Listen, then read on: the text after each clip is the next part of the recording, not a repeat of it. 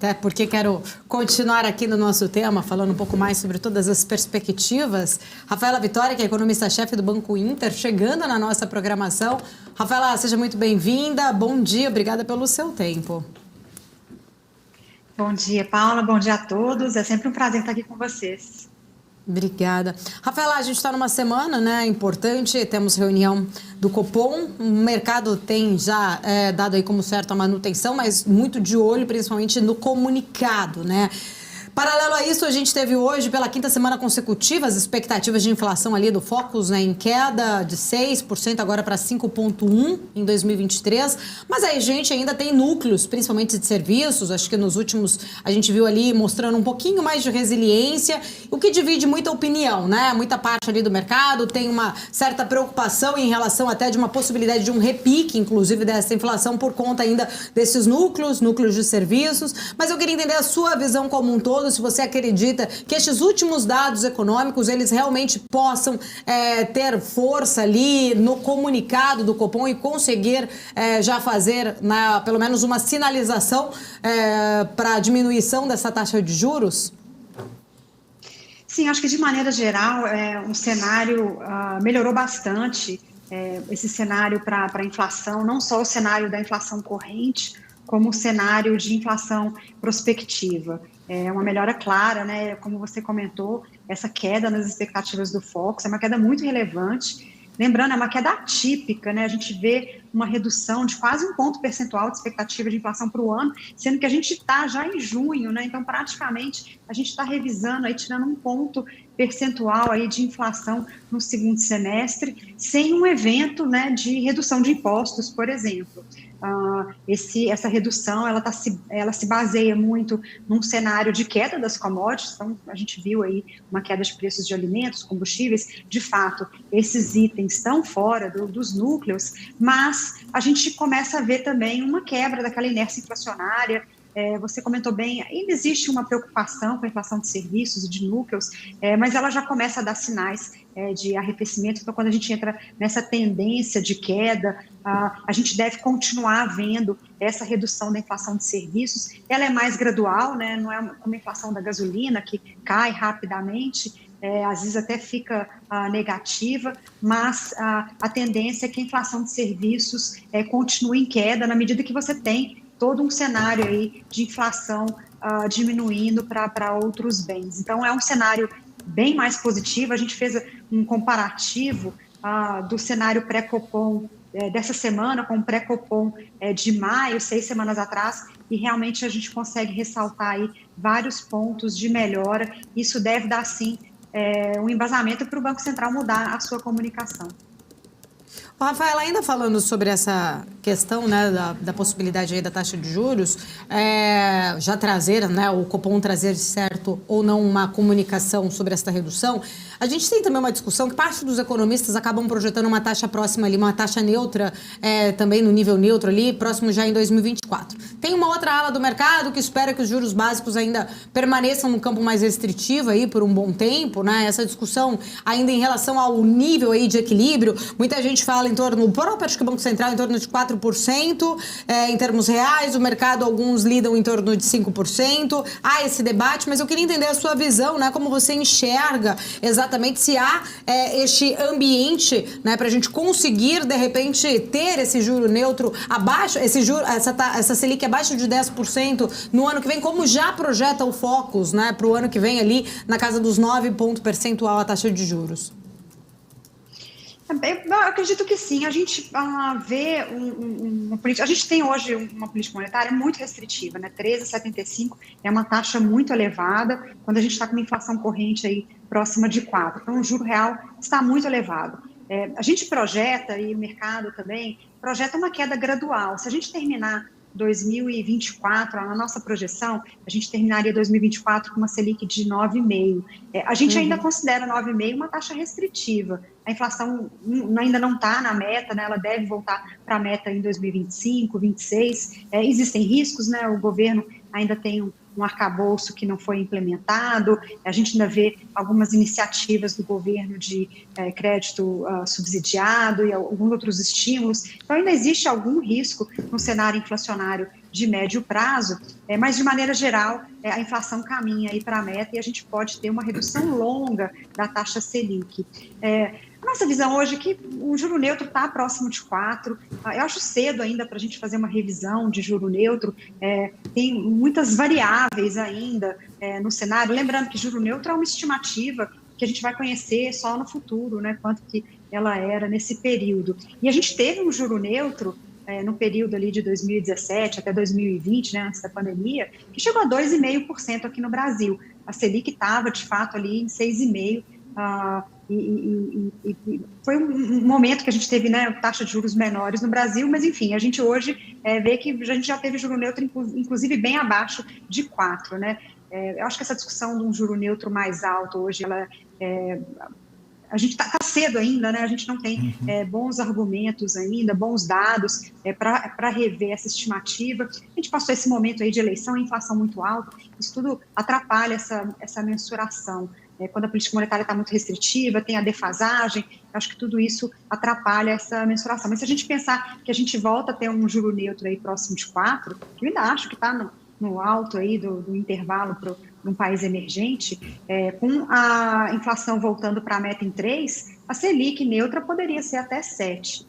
Hoje a gente não tem essa Selic neutra no cenário. Então, o nosso cenário de médio prazo, ainda mesmo com a Selic chegando a 9, a gente ainda vai ver alguma restrição monetária até que a gente, de fato, tenha equilíbrio pelo lado fiscal, né? O lado fiscal ainda não está totalmente equilibrado, está melhor do que estava no final do ano passado, com a PEC da transição, mas ainda não está totalmente resolvido. Então, por enquanto, a gente ainda trabalha com o juro neutro aí mais próximo de 4% e também com uma taxa Selic ainda em algum patamar restritivo, pelo menos ali até 2024. Para 2025, a gente precisa esperar para fazer projeções aí com algum grau de certeza maior. Perfeito. Rafaela, muito bom dia. Felipe Nascimento falando contigo agora.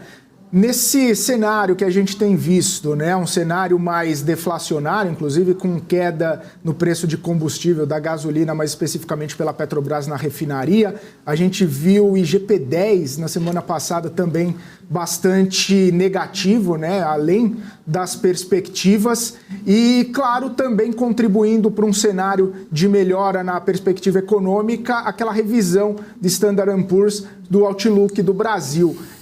Isso, né, esse cenário composto, que inclusive você comentou também, traz uma possibilidade da gente ver nesse comunicado do Banco Central de quarta-feira uma divergência, uma cisão entre os diretores, de alguns já querendo reduzir os juros nessa reunião agora de junho, e claro, né, como que o mercado está precificando o corte só em agosto, mas eu queria saber a sua percepção sobre isso. E também o comunicado, né, se esse comunicado tende a vir um pouco mais leve, né, mais dovish, e aí mostrando também que o Campos Neto é apenas mais um, né, nesse comitê de política monetária, como ele sempre tem dito. Você acredita que vai haver divergências, né? Não vai ser mais unanimidade? Alguns diretores vão querer ou vão sinalizar que pode haver uma queda de juros já nessa reunião? E aí, obviamente, já na projeção, né, para a próxima, a velocidade dessa queda, em agosto você acredita que já pode vir 0,5 ponto percentual? Essa vai ser uma boa discussão, no mínimo, né, esse Copom.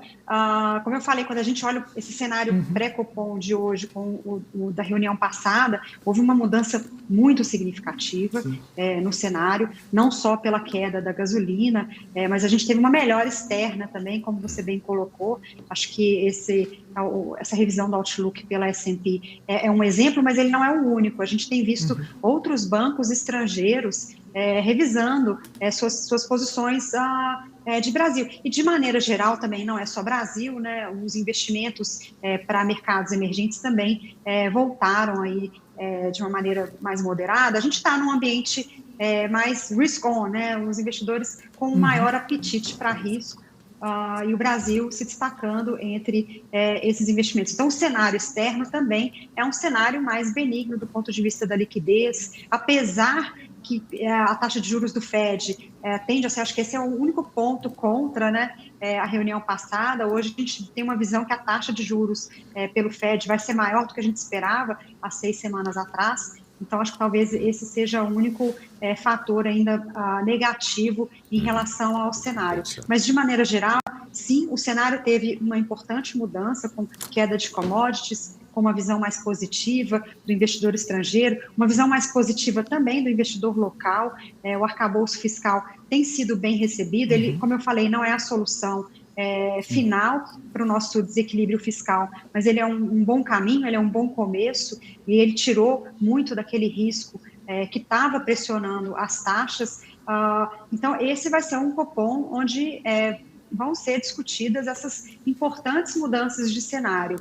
Na minha opinião, já daria para, inclusive, iniciar o corte. A mudança de cenário ela foi significativa. Se a gente retomar a discussão de março de 2021, lembrando, a gente teve um Copom um antes ou dois antes, que a gente não tinha forward guidance, de taxa a 2% durante tanto tempo, e rapidamente o Copom, naquela época, virou a mão e passou a subir os juros, porque o cenário mudou.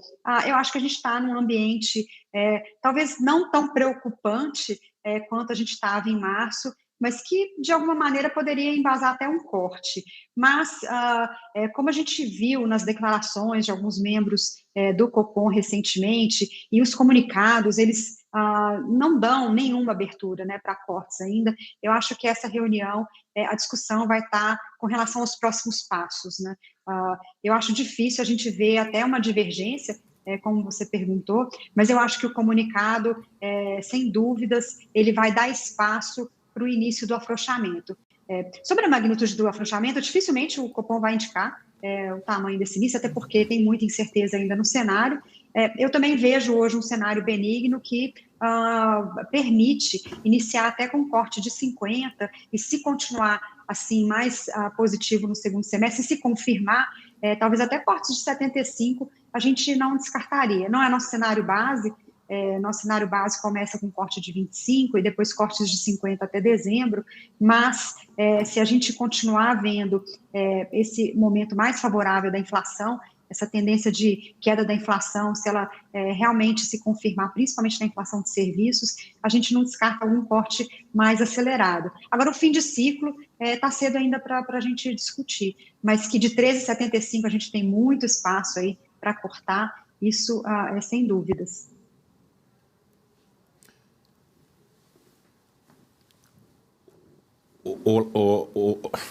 Rafaela. Olá, Rafaela, tudo bem? Bom dia, Vandic, como é que você está?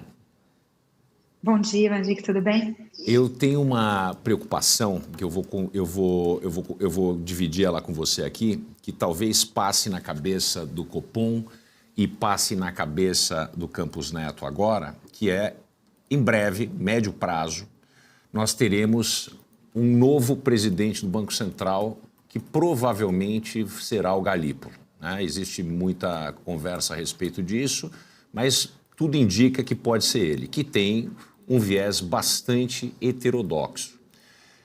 Uma das coisas que eu penso é que a manutenção da taxa mais elevada até a saída do Campos Neto seria uma maneira dele ter certeza que nenhum tipo de manobra heterodoxa poderia interferir com o processo de convergência do IPCA.